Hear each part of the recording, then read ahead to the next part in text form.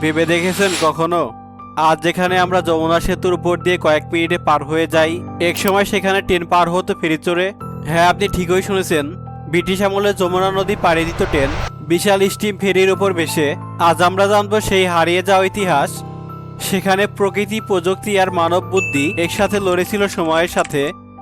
1870 সাল থেকে 1940 সালের মধ্যে ব্রিটিশ সরকার ভারতবর্ষে রেল ছড়িয়ে দেয় প্রশাসন ও বাণিজ্যের সুবিধার জন্য। কিন্তু এক জায়গায় তার আটকে যায়, যমুনা নদী। নদী এতটাই প্রশস্ত, গভীর আর প্রবল চোটযুক্ত ছিল, সেতু বানানো তখন প্রায় অসম্ভব। তবুও যোগাযোগ থামেনি, কারণ তখন তারা তৈরি করলো রেল ফেরি সার্ভিস। ট্রেন এসে যমুনার তীরে থামতো। এক পাশে ছিল জগন্নাথ ঘাট, অন্য পাশে নগরবাড়ি বা সিরাজগঞ্জ ঘাট। তারপর ট্রেনের বগিগুলোকে আলাদা করে একটি বিশাল স্টিম ফেরির উপর তোলা হতো। এক ফেরির উপর বসানো ছিল রেল লাইন, যাতে ট্রেনের চাকা সরাসরি সেই পথে চলে যেত ফেরি বুকে। ফেরির ইঞ্জিন ঘুরত বাষ্পচালিত যন্ত্রে, আর নদীর বুক চিরে এগিয়ে যেত কয়েক কিলোমিটার দূরে অপর পারে। আর একটি ফেরি এত বড় ছিল যে একসঙ্গে 4 থেকে 6টি বগি বহন করতে পারত।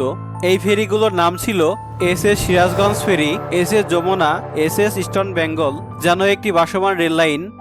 রাতের যাত্রায় দৃশ্যটা ছিল যেন সিনেমার মতো। অন্ধকার যমুনার বুকে ট্রেনের আলো, স্টিমার থেকে নির্গত ধোঁয়া, আর দূর থেকে ভেসে আসা হুইলসের শব্দ। সে সময়ের মানুষদের কাছে এটি ছিল এক বিস্ময়। ব্রিটিশদের এই উদ্যোগ কেবল রেল লাইন নয়, এটি এক বিশাল প্রকৌশল উদ্ভাবন। কারণ তখনকার সময় নদীর ওপর সেতু নির্মাণ ছিল অবাস্তব চিন্তা। তারা তাই বলেছিল, যখন সেতু বানানো যায় না তখন নদীকে রেলপথ বানিয়ে নিতে হয়। 1998 সালে যমুনা সেতু নির্মিত হলে এই ঐতিহাসিক ফেরি সার্ভিস বন্ধ হয়ে গেল। আজ সেই ফেরিতে ট্রেন ওঠে না, কিন্তু সেই ঘাটগুলো, জগন্নাথগঞ্জ আর সিরাজগঞ্জ, এখনও নিঃশব্দে সাক্ষী বাংলার এক বিস্মিত প্রযুক্তিগত অধ্যায়ের। যমুনার বুকের সেই ফেরি হয়তো হারিয়ে গেছে সময়ের স্রোতে, কিন্তু ইতিহাস এখনো বলে একসময় ট্রেনও নদী পাড়ি দিত ভাসতে ভাসতে। এই গল্প শুধু রেলের নয়, এটি মানুষের স্বপ্ন আর উদ্ভাবনের ইতিহাস।